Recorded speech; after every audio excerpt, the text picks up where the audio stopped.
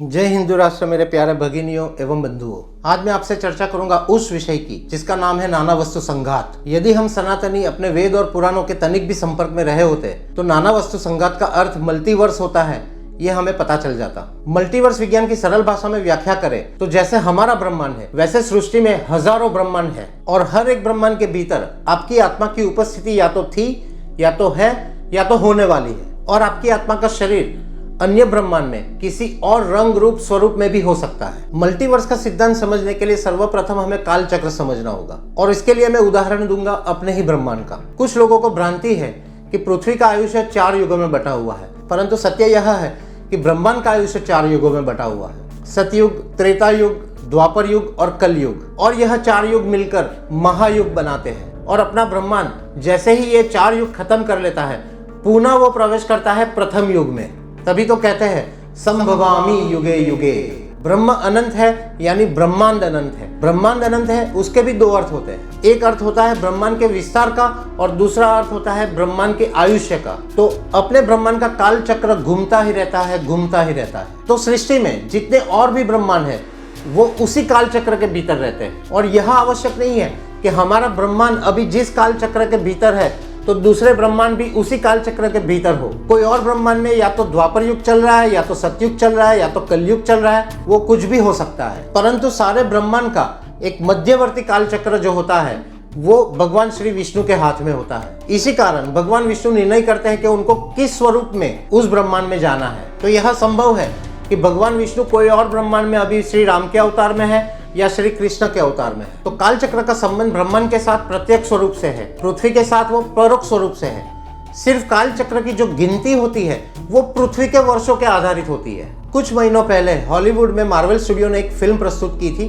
जिसका नाम था डॉक्टर स्ट्रेंज मल्टीवर्स मैडनेस। अगर आप वो फिल्म देखें तो आपको लगेगा कि हमसे ज्यादा अभ्यास तो मार्वल स्टूडियो ने अपने वेद और पुराणों का किया है। फिल्म के एक सीन में डॉक्टर स्ट्रेंज अलग अलग ब्रह्मांड में जाते हैं तो उनका हमको अलग अलग स्वरूप देखने को मिलता है और अलग अलग ब्रह्मांड में पृथ्वी का अलग अलग रंग स्वरूप होता है और उसके ऊपर जीव का भी अलग अलग स्वरूप होता है। इस सीन को फिल्म में बहुत अद्भुत तरीके से दर्शाया गया है। डॉक्टर स्ट्रेंज के हाथों में एक काल चक्र होता है जिससे वो टेलीपोर्ट कर सकते हैं, अर्थात एक जगह से दूसरी जगह जा सकते हैं। तो वह काल चक्र की रचना हमारे शास्त्रों में जो काल चक्र की रचना है वैसी ही दिखाई गई है। फिल्म के एक सीन में वाईफाई पासवर्ड की बात कही गई है।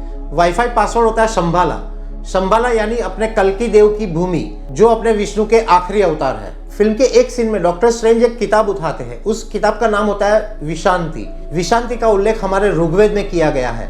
इस किताब का संबंध या इस विद्या का संबंध ब्रह्मांड के सर्वनाश से है। तो हमारी यही विडंबना रही है कि पश्चिम ने गोरे ने एक VFX इफेक्ट के साथ कोई फिल्म बनाई तो हमने बोला वाव, लेकिन मेरे पूरब के श्याम ने अगर यही बात करी तो आप पूछते हैं हाउ।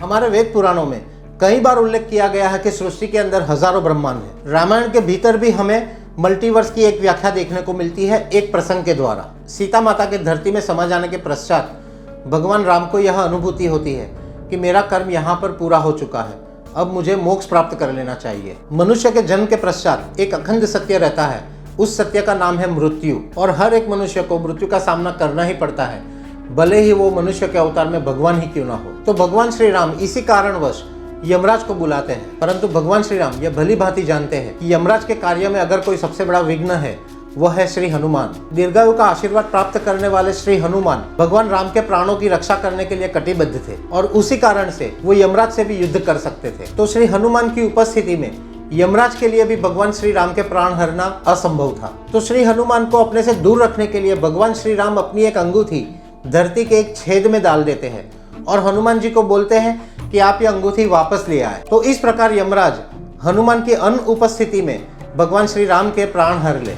ये भगवान श्री राम की युक्ति थी। श्री हनुमान जी भगवान श्री राम की आज्ञा का पालन करते हुए अपना वामन स्वरूप धारण करके उस छेद के भीतर चले जाते हैं और वे पाते हैं कि वह छेद जो है वो एक सामान्य छेद नहीं है, वो है सहस्त्र ब्रह्मांडों का काल चक्र का छेद। अंततः श्री हनुमान उस छेद के अंतिम छोर पर पहुंच जाते हैं और वहां पर उनको दर्शन होते हैं काल चक्र की सुरक्षा करने वाले नागदेव वासुकी के। श्री वासुकी हनुमान जी का स्वागत करते हुए पूछते हैं क्या आप यहाँ अंगूठी लेने आए हैं? तो हनुमान जी बड़े आश्चर्यचकित होकर पूछते हैं जी हाँ, परंतु ये आपको कैसे पता?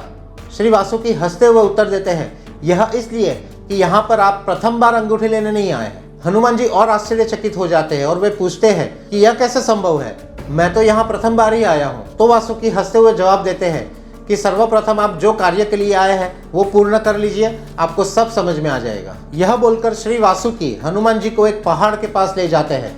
वहां पर अंगूठियों का ढेर लगा होता है और कहते हैं कि इसमें से आप भगवान श्री राम की जो अंगूठी है वो निकाल ले। हनुमान जी जैसे ही उस अंगूठियों के ढेर के पास जाते हैं तो उनको प्रतीत होता है कि ये तो सारी अंगूठियां भगवान श्री राम की है और हर एक अंगूठी से भगवान श्री राम की सुगंध आ रही है। और हनुमान जी को यह भी प्रतीत होता है कि ये निश्चित रूप से सारी अंगूठियां भगवान श्री राम की ही है। परंतु उनकी दुविधा यह रहती है कि उन्होंने कभी भी भगवान श्री राम के पास इतनी सारी अंगूठियां नहीं देखी थी। स्तब्ध मुद्रा में खड़े हुए हनुमान जी के पास श्री वासुकी जाते हैं और उनको बताते हैं कि आपके ही ब्रह्मांड के अंदर श्री राम जी ने और आपने हजारों बार जन्म लिए हैं और हजारों बार यह होता है।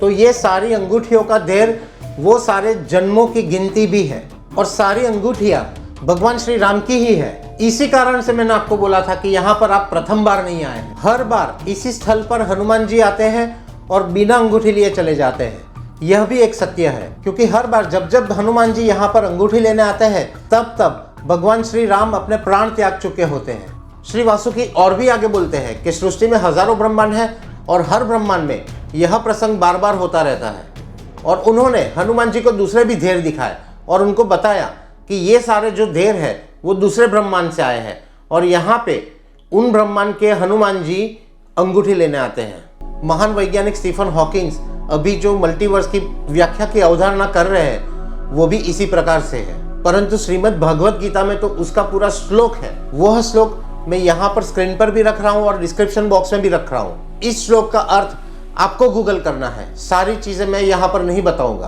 क्योंकि हम सनातनियों को विश्व के साथ विज्ञान में आगे बढ़ना है, परंतु हमारे वेदों से बिछड़ना नहीं है। और जैसे ही इस श्लोक का आपको अर्थ मिल जाए तो वह अर्थ आप कमेंट कर सकते हैं और मुझे बता सकते हैं। जब जब मैंने सनातन को साइंस के साथ जोड़ा है और उसके ऊपर वीडियो बनाया है, कुछ लोग उसकी टीका करने आ जाते हैं। ये वही लोग हैं जिनके बाप दादा 100-200 वर्ष पूर्व पुष्पक विमान के प्रसंग पर हंसते थे और उनके बच्चे आज विमान में सफर कर रहे हैं। यदि यह वीडियो आपको पसंद आया है तो मेरी चैनल सब्सक्राइब करिए, मेरा वीडियो लाइक करिए, मेरा वीडियो शेयर करिए और कमेंट करिए कि आपको यह वीडियो कैसा लगा। जय हिंदू राष्ट्र।